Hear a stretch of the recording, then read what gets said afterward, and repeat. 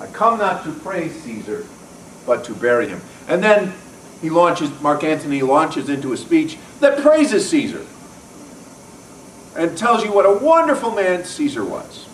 This is an epidictic speech, a speech of praise.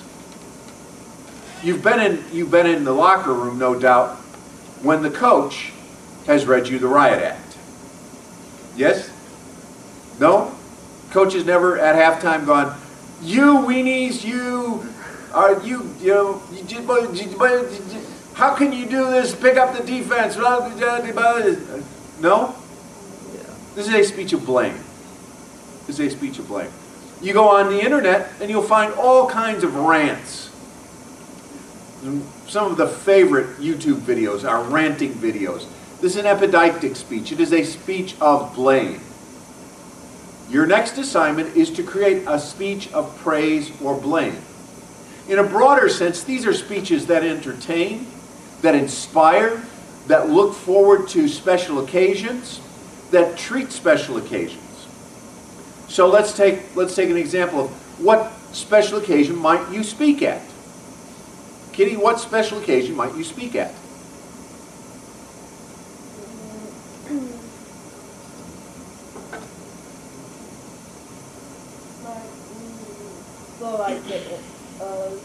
Like a pep rally or something. A pep rally, yeah. You're trying to fire up the team and the crowd. You might be called upon to speak at a pep rally. How long is your speech going to be, Trevor? You're going to speak at a pep rally to fire up the crowd. How long is your speech going to be? 2 minutes. Less than that, right? It's going to be 2 minutes or less. You want to be real quick. Why? Because if you speak for a long time, what happens to the energy in the crowd? They lose energy. Great place for an epidictic speech, but a very short one. Where else, Blake, might you speak on a special occasion? Before any football game, maybe. Before a football game. What kind of speech are you going to give before a football game, or before a basketball game?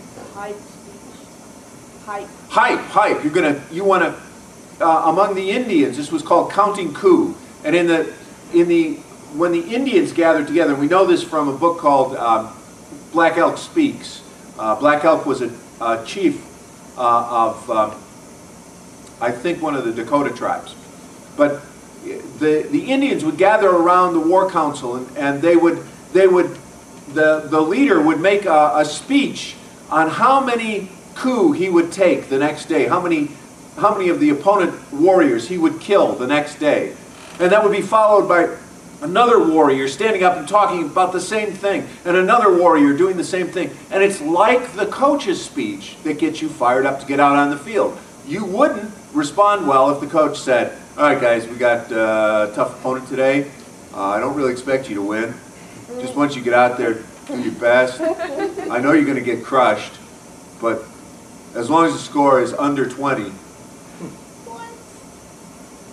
okay? That would not be the kind of speech you would want to respond to. Okay? Another special occasion on which you might be called upon to speak. Hannah, another special occasion. So before a pep rally, before a game, another special occasion you might be called upon to speak. Like a wedding. A wedding, a perfect occasion. What do you say at a wedding? Probably pray whoever's getting married. You don't want to say, "She could have done better." You don't want to say that. You might. If you're joking, don't say that for real. You're going to praise the bride and groom. What else are you going to do in a wedding speech? Vanessa, what else are you going to do in a wedding speech? You're going to compliment them. You're going to compliment, praise them, compliment them. What else are you going to do in a wedding speech, Chelsea? Cheers. Make a toast. That's at the end. So there's one thing you're going to do before that. And it may even be connected with the toast. Praise and compliment. Tell And a then, story. huh? Tell a story. You could tell a story as part of your praise and compliment. How I first met the bride, how I first met the groom. Those are frequently told stories. You're going to end with a toast, but just before the toast, wish them long life and happiness. Right? You don't want to say, "And here's to the bride and groom. We know they'll make it through next week. Salud." No, you don't want to do that. I want. You end with a toast, and you always end with a toast, right? Can you make a wedding speech and not have a toast? No, that's expected. Epidictic speeches are very formal. They have parts that you don't ignore. Okay? So we've got before the game, at the pep rally, at a wedding, another place where you might give an epidictic speech, a speech of praise or blame.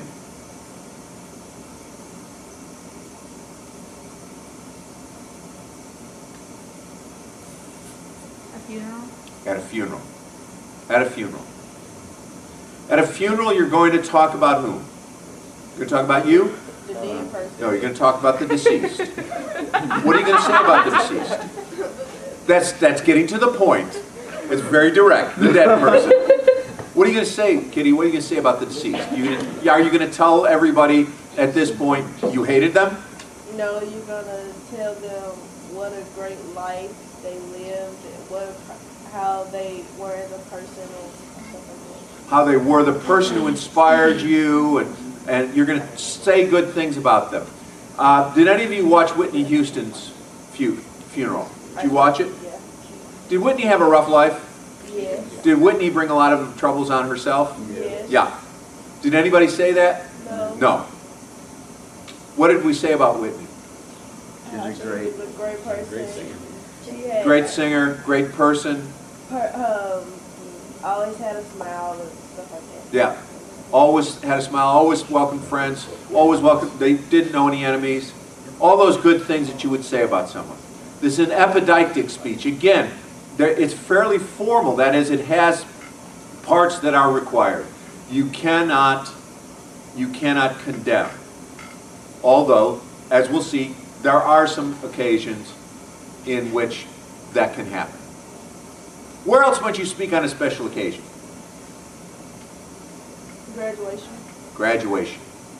One of the most common orations is the graduation speech. What goes into a graduation speech? Memories. Memories. What else goes into a graduation speech?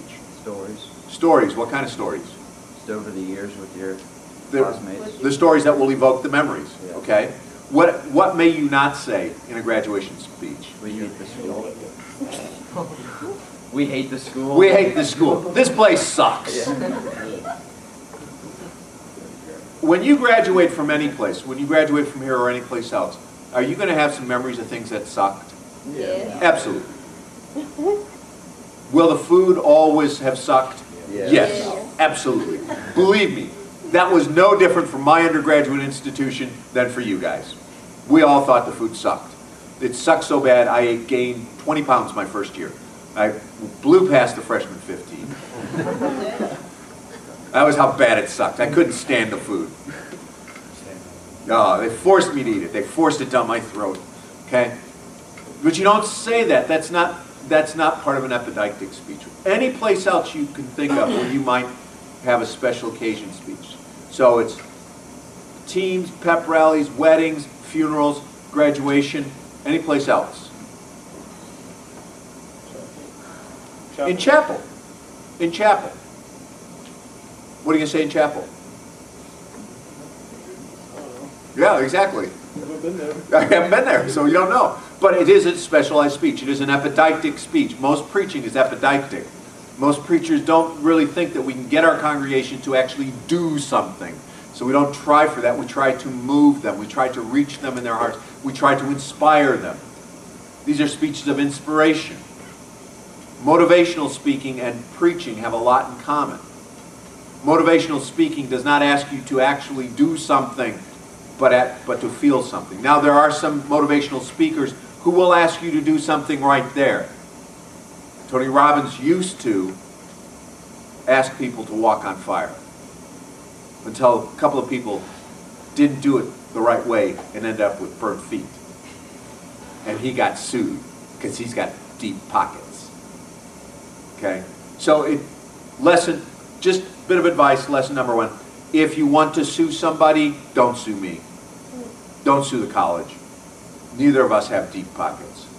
Find a good person with lots of money and sue them. Bill Gates. Bill Gates. Whatever you do, sue Bill Gates. Okay? Especially if you get malaria. Yeah. Okay, so these are all speeches of special occasion. There's also one genre that you have probably not experienced, and that's called the after-dinner speech. There are a whole group of speakers who go around the country who make a very good living giving speeches to organizations, to conventions, to companies as after-dinner speakers. Some of them are stand-up comedians. Gabriel Iglesias. He's got a special, he did a special. Oh, he's great. He is really funny. And really, you know, he comes across on stage as just such a nice guy. You go, I want to meet this guy. I want him to be my friend. So I'll bring him a cake. He loves cake. I'll bring him a cake. But he talked about, at the end of episode 1, he talked about his relationship to the police in Southern California, which has turned out to be a very good one. And he's done like 30 police association benefits. They call him and say, will you come do our, and he comes and does his routine or does a modified routine for after dinner. So that too, just stand-up comedy, you can think of as a form of epidictic, although most after dinner speaking is lighthearted, but not necessarily stand-up comedy. With that in mind, we have in mind all of the places, and chapter 18 talks about the places at which you might give